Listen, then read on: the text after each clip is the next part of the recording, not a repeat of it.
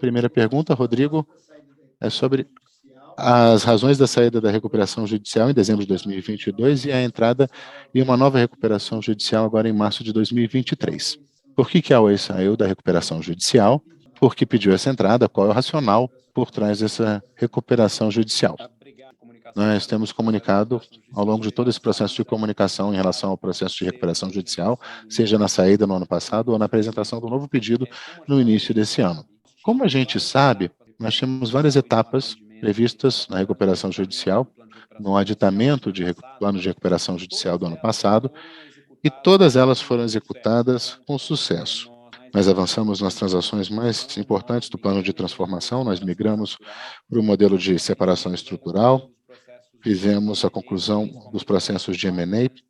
principalmente os 4 grandes processos de M&A, que incluíram torres, que incluíram data centers, a venda do controle da UPI de infraestrutura, que depois se tornou a Vital,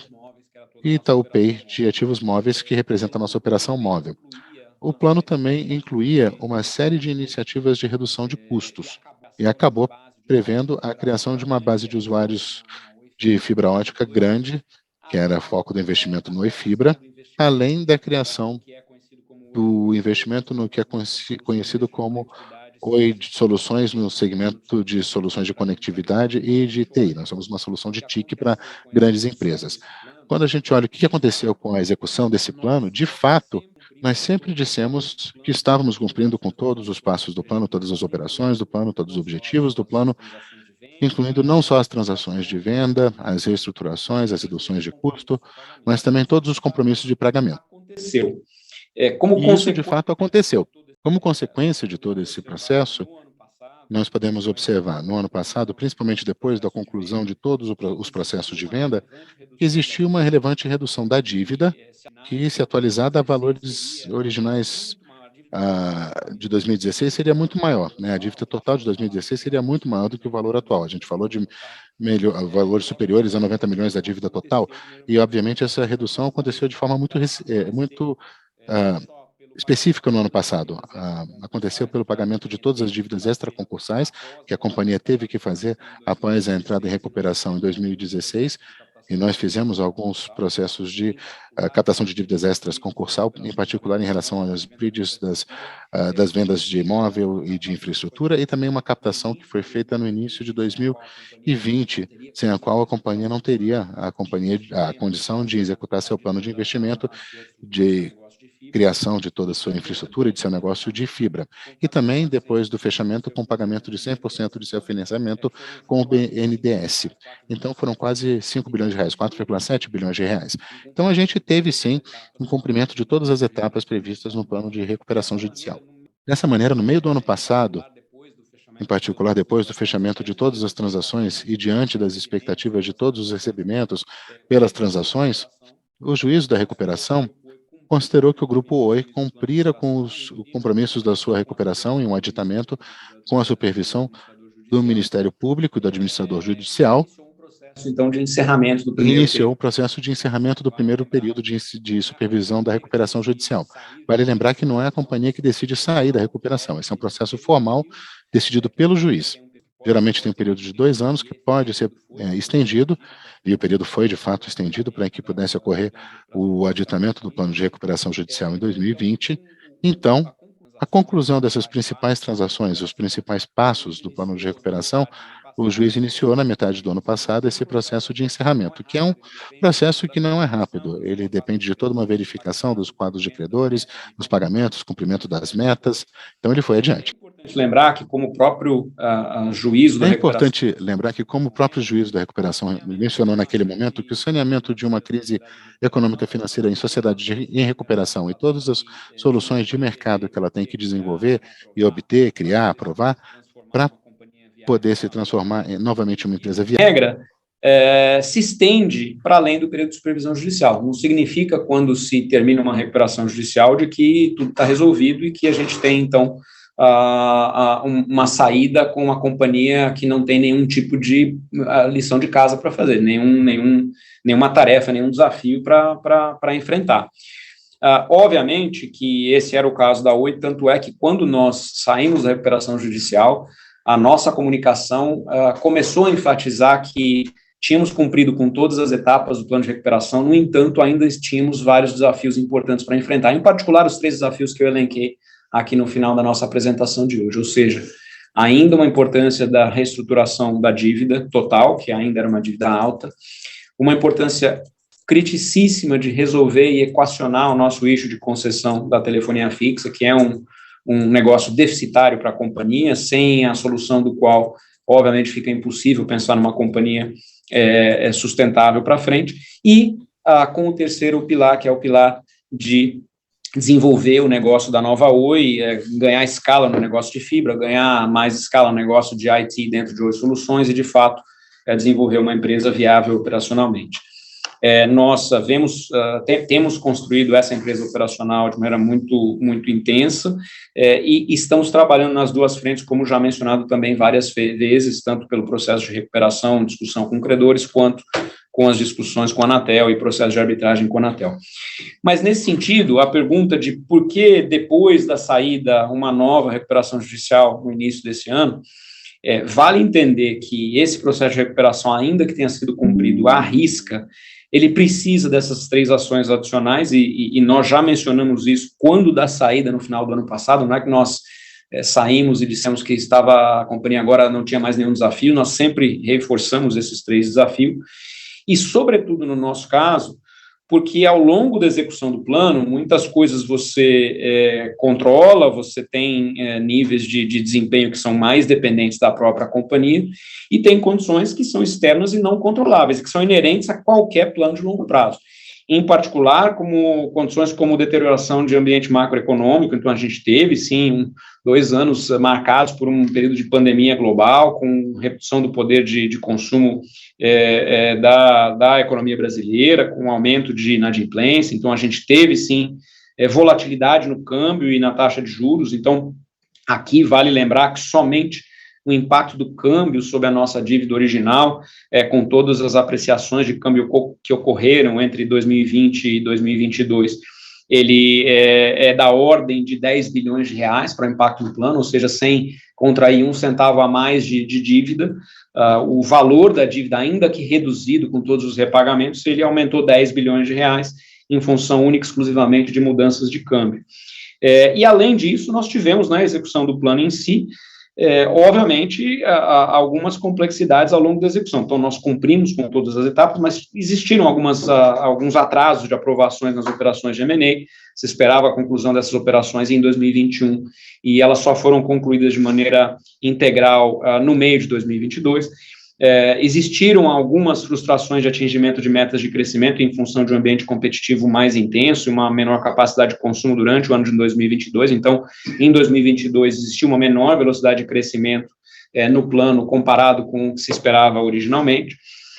E existiu também uma impossibilidade de refinanciamento de uma parcela muito significativa da dívida com vencimento em 2026, que no plano de 2020 era prevista para ser refinanciada, e que, em função do fechamento do mercado de crédito, ela teve que ser integralmente quitada com a venda da UPI Ativos Móveis. Só isso representou uma saída de caixa não prevista no plano de 2020 de mais de 4 bilhões de reais. Então, esses impactos aconteceram. Agora, cabe destacar, no entanto, que depois do início do processo de saída da recuperação judicial no meio do ano, ocorreram alguns impactos adicionais de caixa, seja caixa imediato, seja caixa previsto no curto, médio prazo, decorrentes de fatos posteriores não conhecidos naquele momento. Em particular, depois do início desse processo de encerramento da supervisão judicial do primeiro plano. Ocorreu, como vocês sabem, a frustração de recebimento de cerca de 1,5 bilhão do valor retido da venda da UPI Ativos Móveis, e hoje esse valor está em uma discussão arbitral com o trio de compradoras, e obviamente em todo o planejamento de caixa da companhia, no planejamento de sustentabilidade da companhia, esse 1,5 bilhão estava presente. Existiu um atraso na conclusão e algumas restrições regulatórias ao uso de caixa pela venda de torres para a Highline, que era um processo que também já deveria ter sido fechado, mas com uma série de complexidades regulatórias que acabaram sendo encontradas no meio do caminho, uma vez que se trata de ativos que são ativos reversíveis, Isso acabou representando um impacto de entrada de caixa que já deveria ter acontecido, mas ainda não aconteceu, de cerca de 980 milhões de reais, e uma vez que ele aconteça com a conclusão da operação, esses 980 milhões ainda vão ter inicialmente uma restrição regulatória de uso, e também, como eu mencionei durante a call de hoje, existiu um atraso na conclusão do M&A relativo à transferência de ativos de DTH, de televisão por satélite, que impactaram no final do ano e no início desse ano o caixa previsto no médio prazo para o período 2022-2024. Então, dessa maneira, já se fazia necessário endereçar de maneira definitiva a continuidade do processo de reestruturação de dívida, e em função desses fatores adicionais, se fez necessária a entrada no novo processo de RJ no início desse ano. De fato, em relação à renegociação da dívida, nós já havíamos começado essa renegociação da dívida financeira em meados de 2022, em outubro de 2022, setembro, e anúncio ao mercado em outubro de 2022, com a contratação da Moelis & Company. Naquele momento, a ideia era, de fato, buscar soluções para a reestruturação da dívida, para o reequilíbrio da estrutura de capital, para a otimização da estrutura de capital da companhia, obviamente olhando para todas as opções possíveis, dentre as quais, uma delas, que obviamente não era a preferida, mas era uma opção importante, uma nova recuperação judicial. Então, isso foi feito em outubro de 2022, e depois de todo o desenvolvimento de negociações e com os atrasos de entradas, nós concluímos no início desse ano, até por uma série de razões, não só de caixa, mas até do processo formal de recuperação da companhia, que seria a solução mais adequada para a companhia, necessária à apresentação desse novo pedido de recuperação judicial em março de 2023, com foco na reestruturação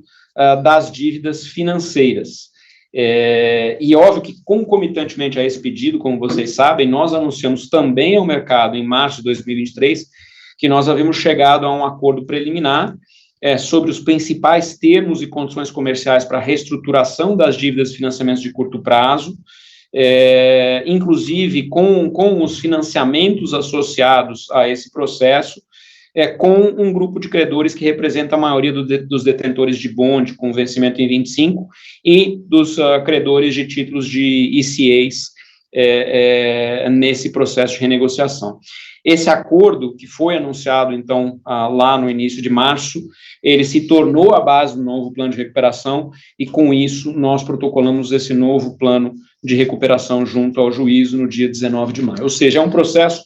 que, numa recuperação de uma companhia tão complexa, com tantos issues de passado, de tamanho de dívida, de necessidade de resolver todos os seus problemas de operação legada, e mais a necessidade de construir um negócio novo, a recuperação acabou sendo o caminho mais adequado, e que é o caminho que promete trazer a melhor condição de obtenção de uma sustentabilidade de médio prazo para a companhia, e por isso ele foi buscado. Obviamente que, como eu já mencionei algumas vezes, a recuperação judicial nunca é o desejo de nenhuma companhia, mas ela não pode ser ignorada como um instrumento importante para fazer com que companhias que têm ativos relevantes, viáveis, como é o caso da Oi, possam passar por esse processo de reestruturação. Esse processo é um processo que, obviamente, é sempre complexo, é sempre difícil, é sempre doloroso, ele sempre traz a necessidade de obtenção de compromissos e de negociações com todos os seus credores, mas o foco tem sido, como eu mencionei, na reestruturação das dívidas financeiras e nos passivos onerosos, ou seja, trazendo o mínimo impacto possível para a operação e para a construção da nova Oi, que, como a gente viu pelas métricas de resultados apresentadas aí de Q3 e de Q4, continuam apresentando um desempenho satisfatório de crescimento de receita, de crescimento de base, de redução de custos, e é isso que a gente espera continuar executando com o plano daqui para frente. Muito obrigado, Rodrigo. A gente tem um segundo tema, que, como consequência da reestruturação, a gente tem a capitalização da dívida, né, e uma consequente diluição dos acionistas atuais. Então, as perguntas que a gente tem recebido são muito de qual o racional por trás da conversão da dívida em ações da companhia, né, e se é possível limitar mais essa diluição e como, na proposta atual, ficaria o quadro acionário da companhia. Bom, obrigado, Plaster. E o racional por trás da conversão de dívida em ações da companhia, ele obviamente é fruto de um processo de negociação com credores que resulta em uma proposta que, para que ela possa ter a sua dívida financeira reduzida, naturalmente, talvez esse seja o principal instrumento usado em processos de redução significativa de dívida financeira, existe a necessidade de conversão dessa parte da dívida da companhia em equity, tanto quanto estabelecido por lei, quanto em um processo negocial que é comum e usual em renegociação de dívida financeira dessa natureza. E as condições, então, propostas no plano protocolado agora, no dia 19 de maio, são um resultado exatamente desse processo de negociação. Essa conversão de parte significativa da dívida em ações da companhia é um passo crítico para reduzir a alavancagem da empresa. Então, na medida em que, ao fazer isso, a companhia ela acaba tendo resultado equivalente a um aumento de capital, que é em dívida capitalizada, e esse aumento de capital faz, então, com que se reduza a dívida financeira, que hoje tem valores próximos a 30 bilhões, como eu mencionei, um pouco mais de 30 bilhões, 33 bilhões, se a gente considerar aí as dívidas gerais, dado o crédito geral, aqui excluindo os passivos onerosos, que apresentam um outro volume adicional de dívida, em até cerca de 50%. Então,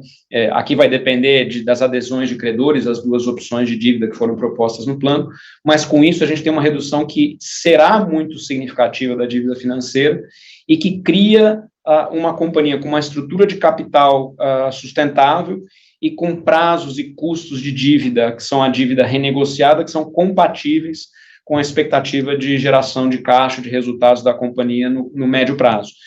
levando assim a uma sustentabilidade, ou seja, não adianta nada a gente reestruturar a todas as operações da companhia, mudar a estratégia, focar em novos negócios, se de fato esses novos negócios continuam sendo ancorados por uma dívida que tem um custo muito elevado e uma necessidade de pagamento que é incompatível com a geração futura de caixa da companhia. Então, essa necessidade sempre existiu e esse racional por trás dessa conversão nada mais é do que isso. Essa diluição, que em teoria é uma diluição alta de 80%, e se é possível evitar essa diluição ela se faz necessária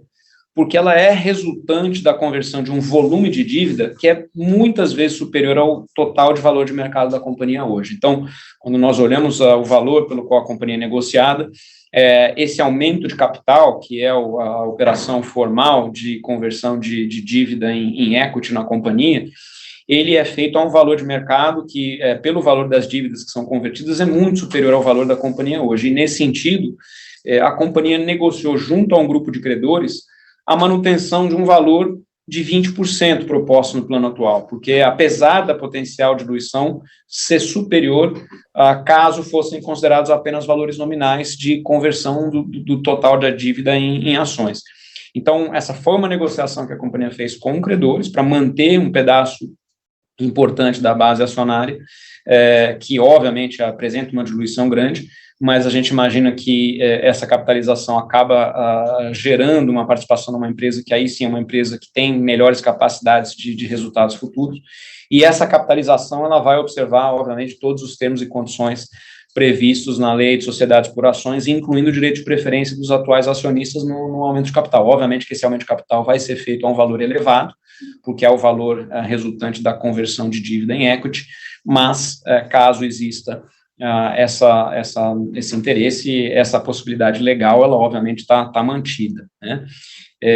E como ficaria esse quadro acionário após a conversão em dívida?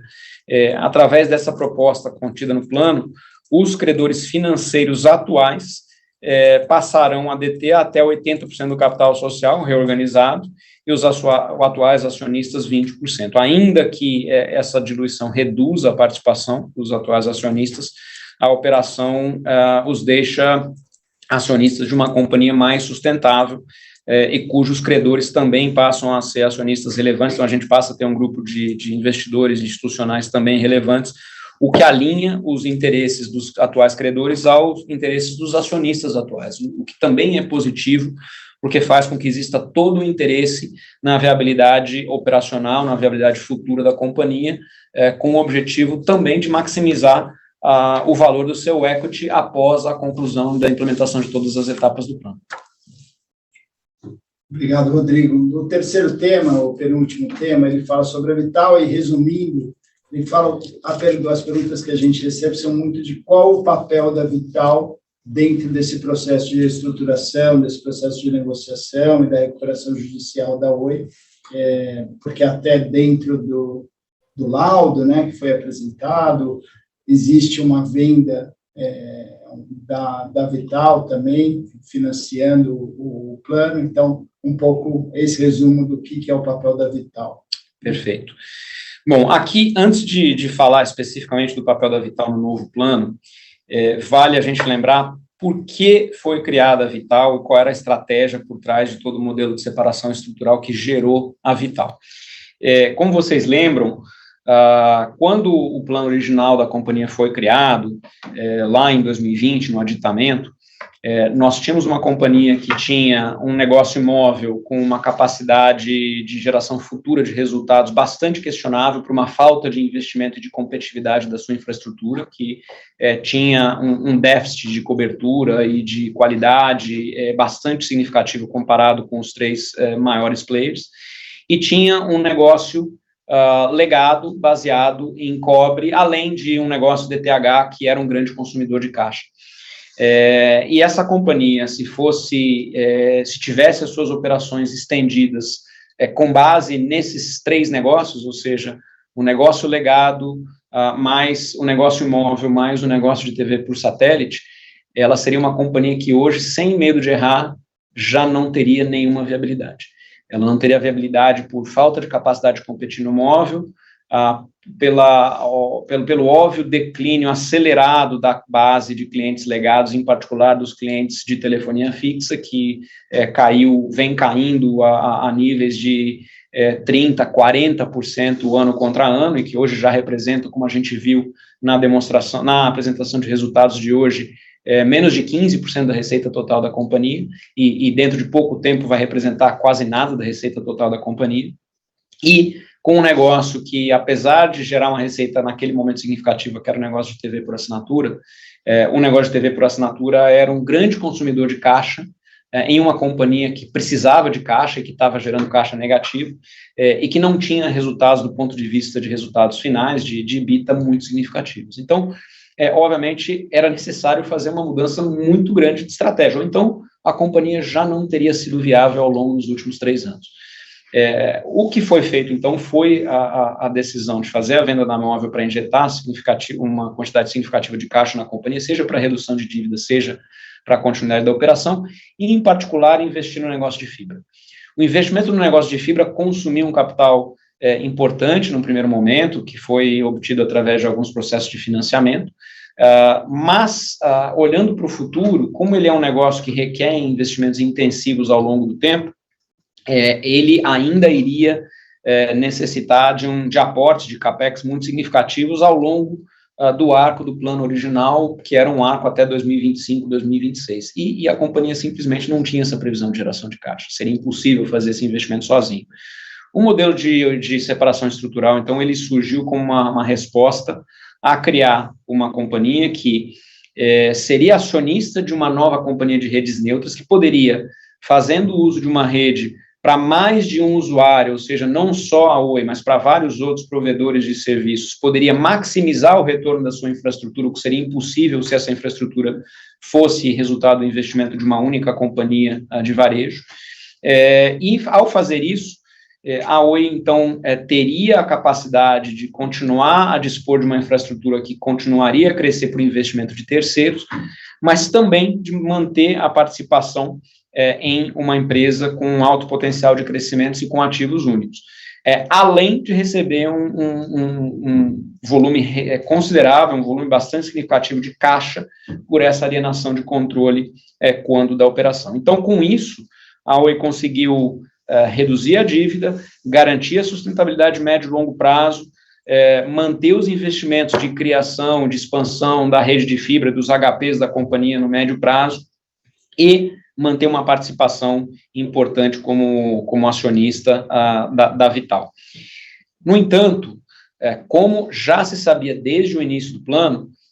a razão pela qual não foi feita uma venda total de participação na companhia de infraestrutura inicialmente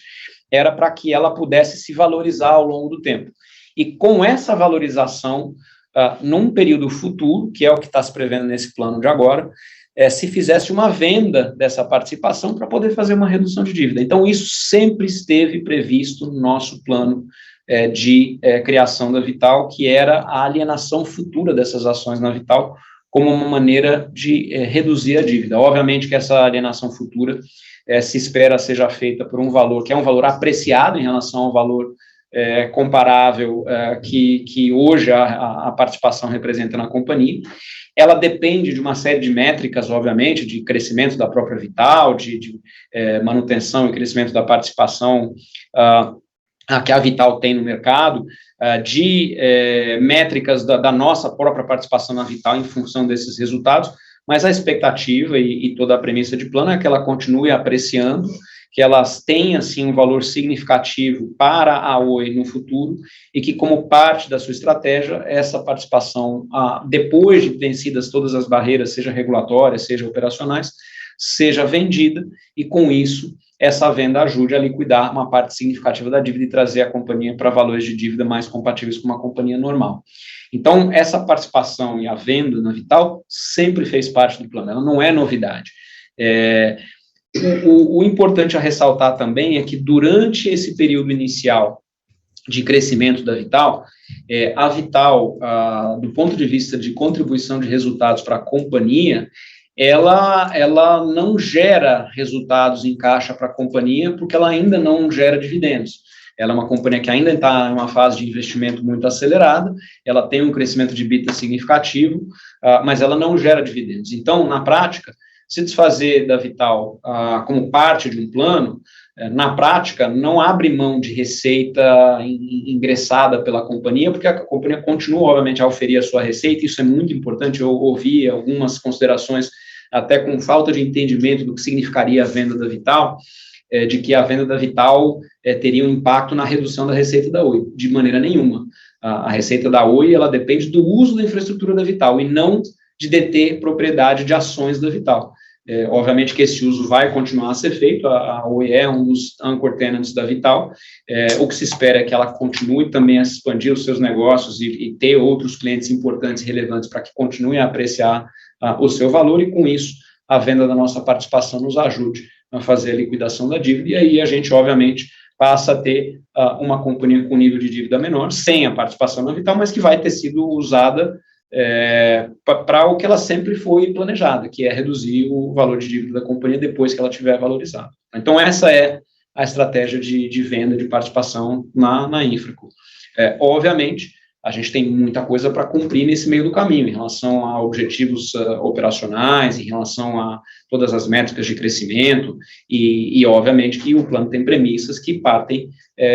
da expectativa de valorização da companhia. Ok? Perfeito. Muito obrigado, Rodrigo. O último tema é sobre a remuneração da administração e os incentivos de longo prazo, né? Então, uma das perguntas que a gente mais recebe aqui no RI é por que o ILP, o incentivo de longo prazo, foi eliminado da atual remuneração dos diretores e conselheiros,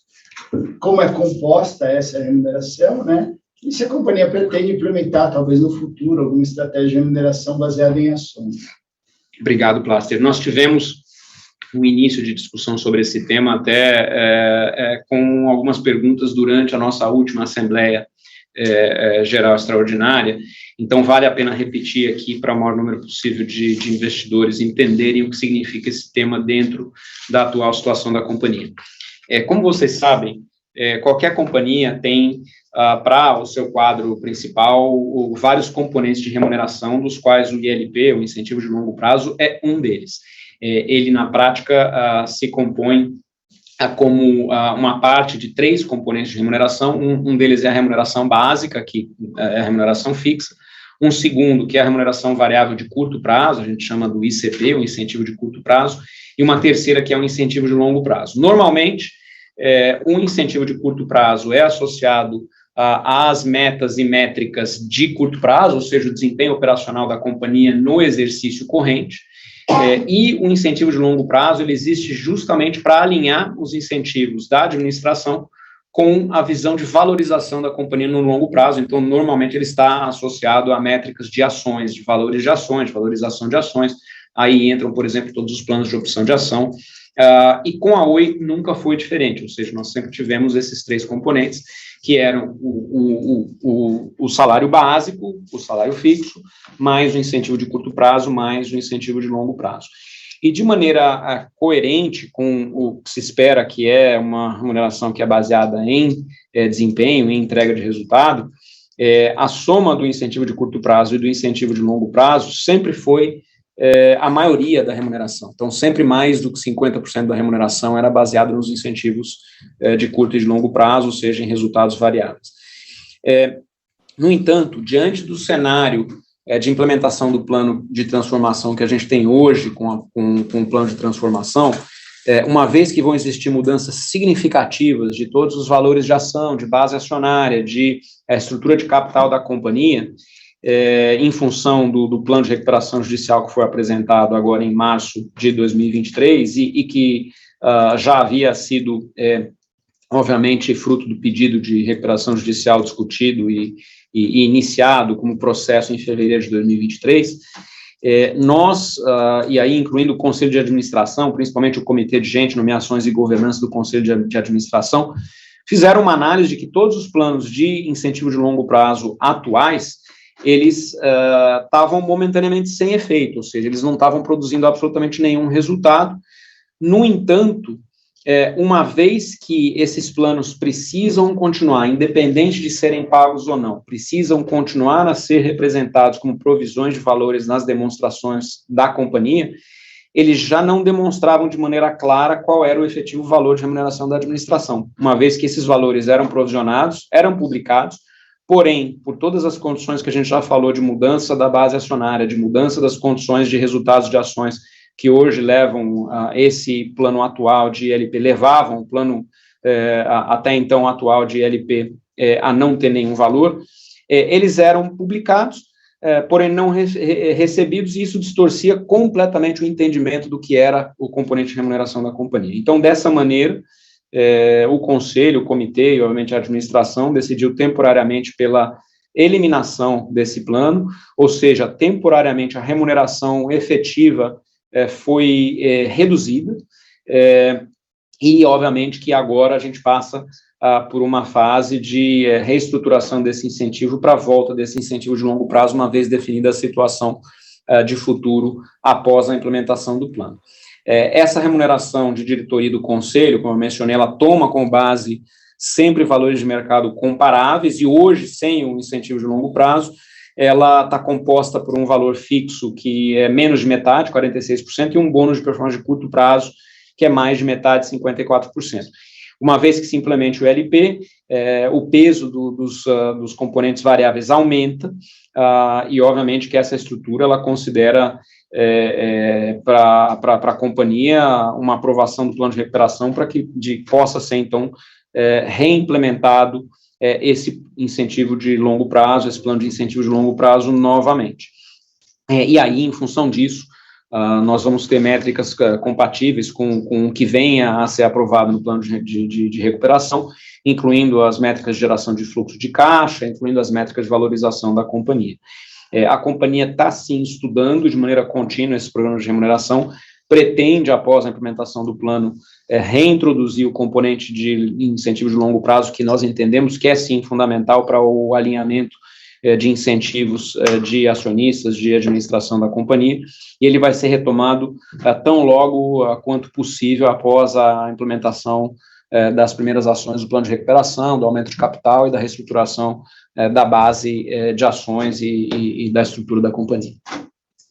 Perfeito, Rodrigo, muito obrigado. Acho que com isso fechamos a call. Deixo para suas considerações finais antes do encerramento. Não, obrigado, Plaster, e obrigado a todos que participaram, seja na parte em inglês tradicional de apresentação dos resultados, onde a gente hoje também fez uma apresentação das principais características do plano, seja nessa segunda parte, que tem sido uma demanda bastante importante de um grupo grande de investidores. A gente sabe que a companhia possui hoje um número bastante grande de investidores individuais, então é importante aumentar, intensificar, melhorar a nossa comunicação com todo esse grupo de investidores. A companhia, como ela sempre fez, vai estar sempre aberta, disponível para ter esse tipo de interação. Nós temos tentado sempre ser o mais transparente possível dentro de todas as etapas e todas as fases da nossa recuperação. Obviamente que em determinados momentos, quando se está no meio de negociações, que são negociações sensíveis e que, obviamente, precisam de algum tipo de conclusão para que possam ser anunciadas, nós mantemos os investidores informados de que essas negociações estão acontecendo, mas tão logo a gente tenha resultados que sejam resultados divulgáveis, esses resultados têm sido divulgados, e assim vai ser com a sequência desse processo. Nós estamos agora na fase inicial de discussão do plano apresentado, para que possa ser apresentado, então, também assinado o Acordo de Suporte à Reestruturação, o RSA, e a partir disso possa ser consolidado o plano que vai ser levado à aprovação, seja por aprovação prévia, por maioria de credores, seja por uma AGC. A gente espera que seja a primeira opção, na sequência aí, dentro do prazo que está correndo de 150 dias da homologação da recuperação judicial que aconteceu em 17 de março. Então, com isso, acho que aqui fica reforçado o objetivo da companhia de fazer tudo que seja necessário para buscar a sustentabilidade, de trabalhar da maneira mais dura possível em todas as 3 frentes que eu mencionei, sendo que o plano de recuperação é apenas uma delas, mas a gente tem também a frente regulatória de discussão de todas as condições regulatórias e dos planos dos processos de arbitragem com a Anatel, seja naquilo que mais importa, que é a construção da empresa nova, da base de fibra, da base de Oi Soluções, que de fato deveria constituir o futuro real da empresa. Então, é isso, e obviamente nós voltamos talvez até com um intervalo agora menor para a próxima call, que vai ser a call de resultados do primeiro trimestre, como eu comentei no início da nossa call de resultados, esperando que seja restabelecida aí a normalidade de todos os relatórios de auditoria em função da divulgação dos resultados e da assinatura do nosso acordo de suporte à reestruturação. É isso, obrigado a todos.